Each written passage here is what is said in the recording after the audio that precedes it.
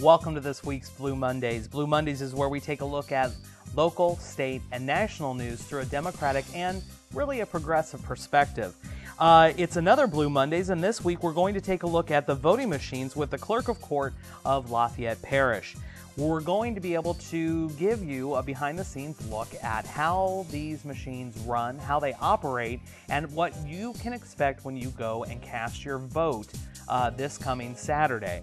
It's very important that you do that. And also, later on in the program, we're going to discuss some of the local elections and call your attention to some individuals that we have out there that we should probably be reaching out and supporting. We'll also try and give you some information on the upcoming amendments that we're going to be voting on. There are 13 of them. And there's some that we should definitely probably pay some attention to. But first, as always, this week in the news. The nation is suffering a very large and profound loss. The state governor of Texas, Ann Richards, passed away just this past week, and it's a sad, sad loss for the entire country.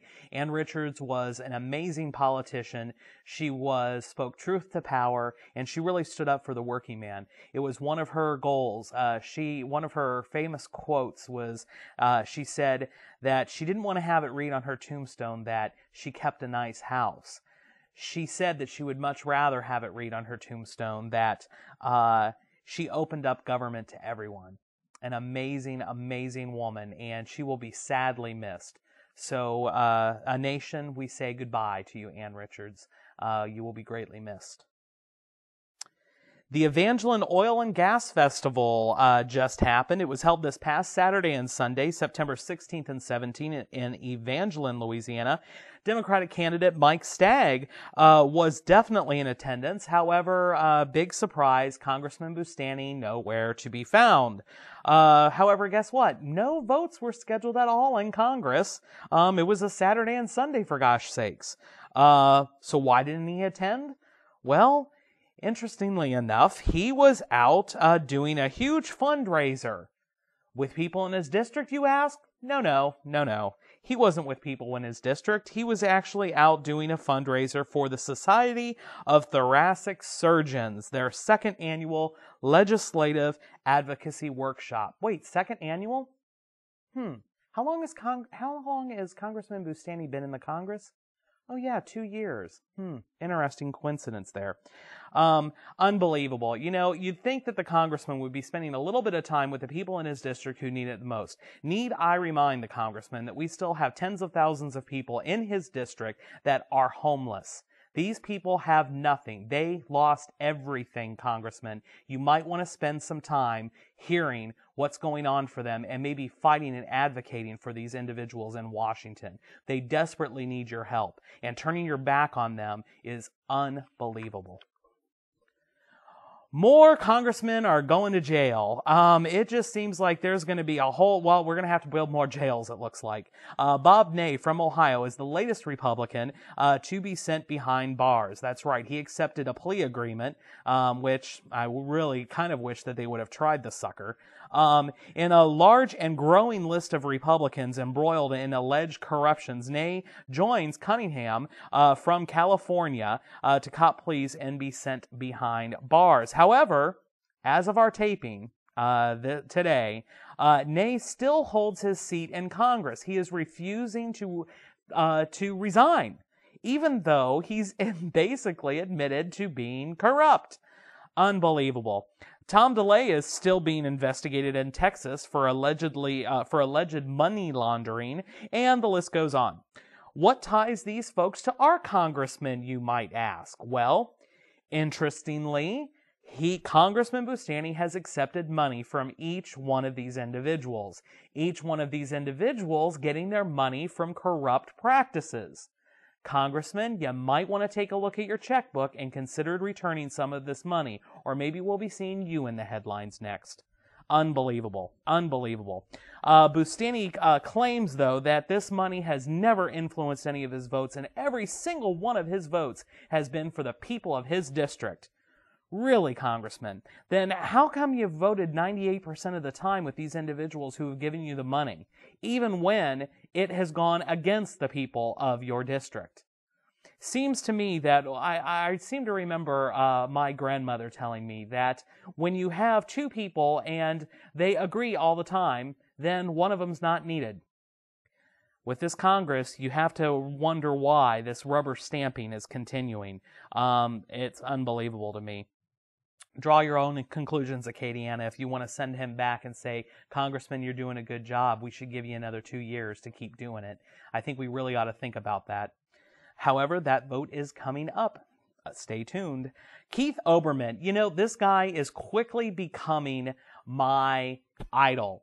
The person who I want to emulate and try and be more like every single day of the week.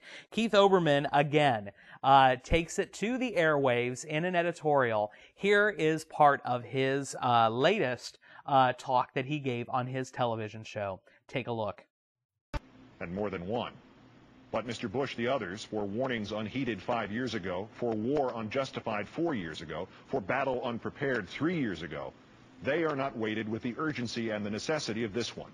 We must know that to you, thought with which you disagree, and even voice with which you disagree, and even action with which you disagree are still sacrosanct to you.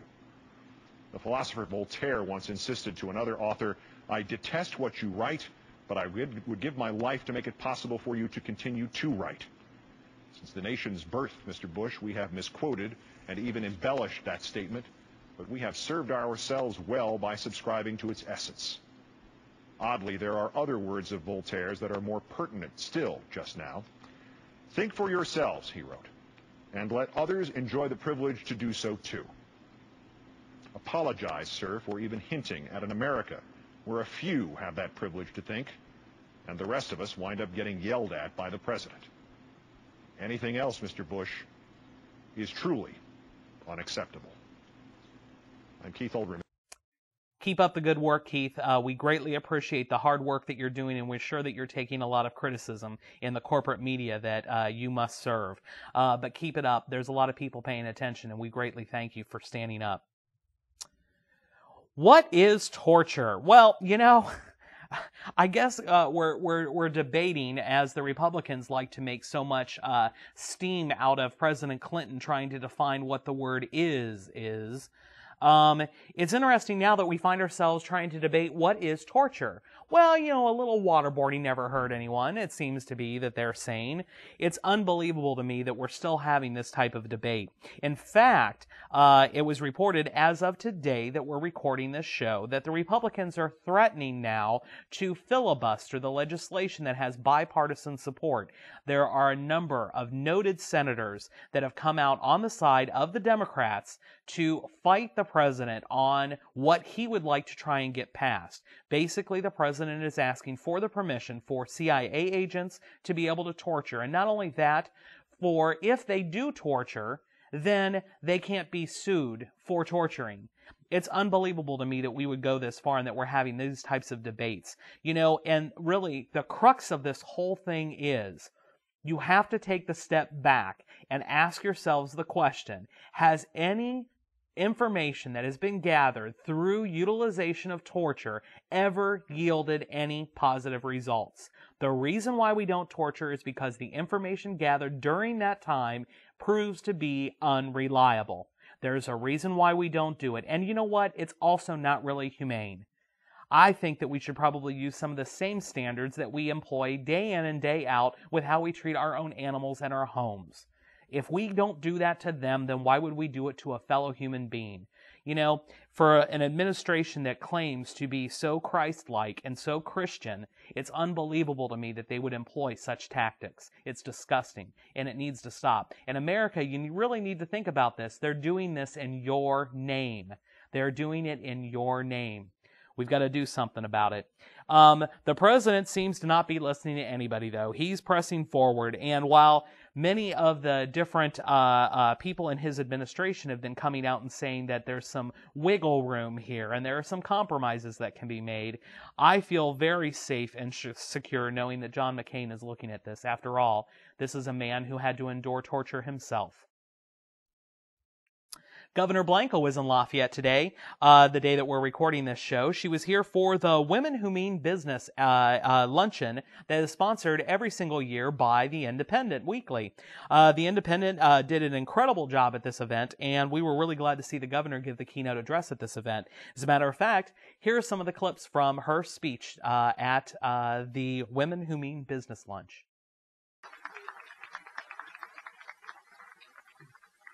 And Louisiana could not have gotten through those most difficult days without the help of so many people here in this Lafayette city and the parish and the region. It made all the difference in the world. And then, as though we had not met enough challenges, less than a month later comes Hurricane Rita. Over 100,000 people have registered for our Road Home program. We believe there are 22,000 people more who are eligible. So if you know anyone whose home was heavily damaged or destroyed, please make sure that they register and then fill out the application for the Road Home program. This is a real estate transaction, and it is intended to get housing back up. Those two storms devastated 200,000 housing units. 122,000 privately owned homes, and the rest were rentals. We have a rental program for landlords who will agree to keep rents affordable, and they can have a forgivable loan. My goal in this recovery is not to build the same as before. It is to rebuild safer, stronger, and smarter. And all of those elements are incredibly important. Working to bring new businesses and new industries into this state. And I made a rule that kind of shook some of my economic developers. But I said, if anybody wants state help, they have to provide quality jobs. Quality jobs means they have to have decent pay, livable pay, and benefits like health insurance. And those are my demands. We have to build an economy for our people. Right here in Lafayette this morning, we opened the Light Center. This is one piece of a technology investment that is going to change the dynamics, the economic dynamics of this community and our entire state. This investment is a unique investment in the United States of America. Carlina Cruz told me, the lady that is heading up the Light Center, who's one of the designers of the technology, what a brilliant thing to do was to bring the designer in. Carlina tells me that only 4 states have anything similar, but none have the entire package. Some have supercomputing, some have imaging, none have both. We power the nation, we feed the nation, and we transport their grain and produce to the rest of the country with our ports. Those are the 3 things that Louisiana does for the United States of America, and we have forgotten to let the nation know that. Since the storm, though, they have begun to learn that. So help me send a strong message. I think that it's important that we stand shoulder to shoulder with people across this country and speak of our worth and say that we can save ourselves, because all of our industries are in jeopardy. Our culture is in jeopardy. Our raison d'etre is in jeopardy if we don't invest in coastal restoration and hurricane protection. You know, the governor is showing incredibly strong leadership, especially by drawing the line in the sand, stating that any of this money that we're able to help businesses with after the recovery of Rita and Katrina, that these companies, in order to receive any of this money, that they're going to have to offer good paying jobs, and these jobs must come with health insurance benefits. Incredible job, Governor Blanco. Keep up the good work. We definitely need this type of leadership, especially moving forward, in order to get ourselves out of the mess that we're in right now. That's for sure. Next week, we'll probably bring you a little bit more of this address, if we can, because it was an incredible meeting that I think that you guys will definitely want to tune in and see more of. Elections are this Saturday. That's right. This coming Saturday. The polls will be open at 6 a.m. and they stay open until 8 p.m.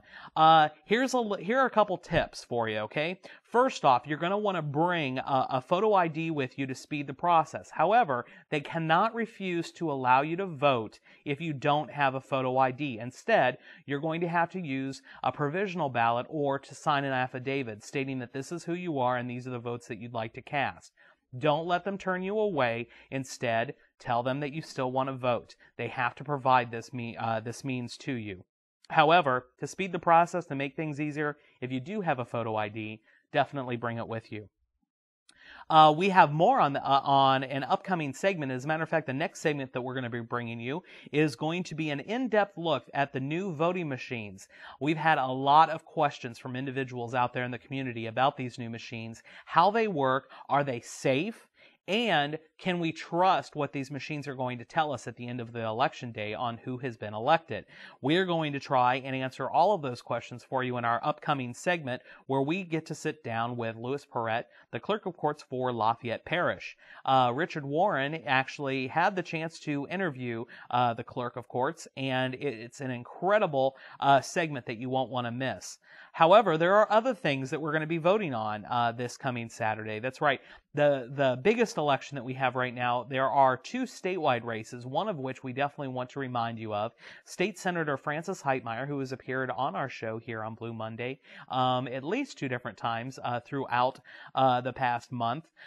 He is running for Secretary of State. We strongly urge that you show up and support Secretary Heitmeyer in his bid for the Secretary of State. After all, it is the Secretary of State's job to ensure that the elections are conducted fair, honestly, and that there is an impartial judge to be able to preside over these elections. We can think of no one else better. After all, the gentleman that he is running against, the 2 gentlemen that he's running against, one seems to, by his legislative record, he seems to be incredibly biased against people who want to vote, and the other one used to be the head of the Republican Party for the state of Louisiana.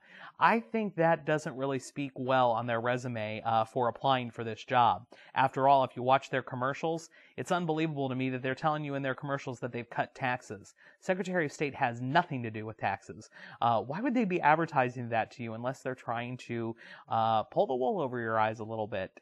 Anyhow, we urge you to support Secretary Heitmeyer.